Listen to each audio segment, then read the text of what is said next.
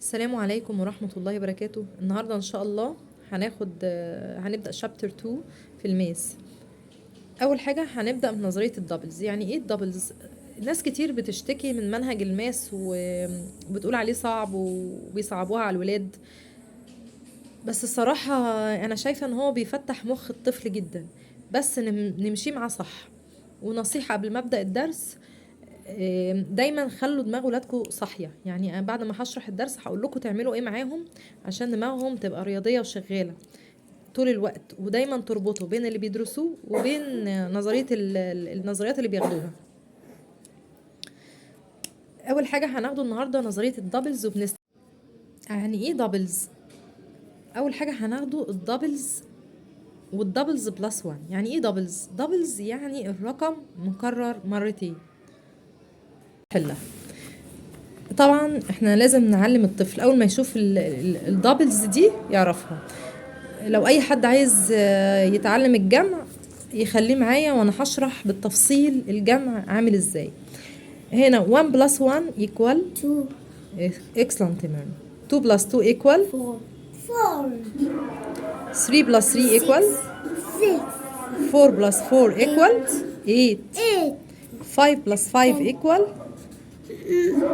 10 6 plus 6 equal 12 7 plus 7 equal 14 8 plus 8 equal 16 9 plus 9 equal 18. الحاجات دي لو عرفناها خلاص، لو شفنا اي مسألة هنعرف نجيب الدبلز بتاعها. طيب احنا مثلا عايزين نعرف الدبلز او عايزين نعرف الجمع، دايما بنحط الكبير في مخنا ونطلع الصغير على ايدينا. دي الطريقة البدائية بتاعت اولى ابتدائي.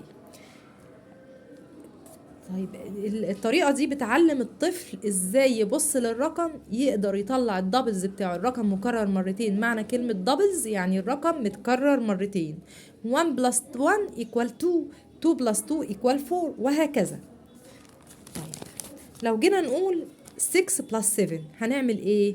الطفل اول ما هيشوفها هيقول ايه؟ 6 plus 6 equal 12. طب بلس 1 مش 6 مش ال 7 دي عبارة عن 6 بلس 1، واحنا قلنا 6 بلس 6 equal 12، يبقى بلس 1 equal ايه؟ 13.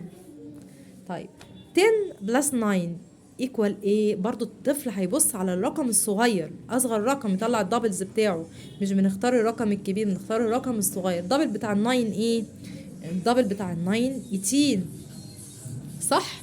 طب لو ال 10 دي عبارة عن ايه؟ عبارة عن 9 بلس 1. طب 9 بلس 9 احنا عملناها اهي ب 18 بلس 1 ايكوال 19. شفنا الموضوع بسيط ازاي ومنتهى السهولة. كل القصة ان احنا هنعرف نظرية الدبلز، يعني الرقم متكرر مرتين ايكوال ايه؟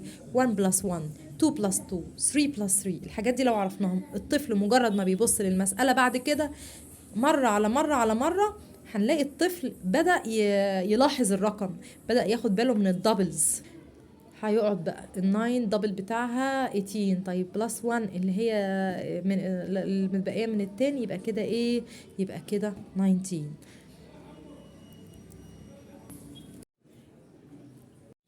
وهنا طبعا في كتاب المعاصر هو مش مقصر. هنا هو عامل تمارين على الدبلز. 2 بلس 2 طبعا ايكوال 4 10 بلس 10. الحاجات دي الطفل لو حلها هتثبت في دماغه الدبلز جدا. وطبعا هنا التمارين دي بقى بتأكد الدبلز. مجرد ما الطفل بعد كده هيبص على المسألة هيلاقي الرقم بتكرر مرتين. هنا 6 بلس 6 equal ايه؟ 12. طب هنا 6 بلس 7 هيقول لنفسه 6 بلس 6 equal 12. طب هنا 7 دي عبارة عن 6، عبارة عن 6 بلس 1. طيب هنا 6 بلس 6 equal 12، يبقى بلس 1 equal ايه؟ equal 13. موضوع بسيط. طيب هنا 3 بلس 3 equal ايه؟ equal 6. طيب 3 بلس 4 طبعا احنا لما بنيجي نعمل نظرية الدبلز دي بنختار الرقم الأصغر اللي هو ايه؟ اللي هو 3. طيب 3 بلس 3 equal ايه؟ equal 6. طيب ال 4 دي عبارة عن ايه؟ عبارة عن 3 بلس 1. يبقى 3 plus 3 equal 6 plus 1 equal ايه؟ equal 7. بعد كده مجرد ما هيبص على على المسألة هيقول 8 plus 9 يبقى 8 plus 8 equal 16. يبقى هنا هنزود 1 هتبقى ايه؟ 17. ليه؟ لأن ال 9 دي عبارة عن 8 plus 1. تمام؟ فهمنا يا حبايبي؟ وهكذا هنحل بنفس الطريقة.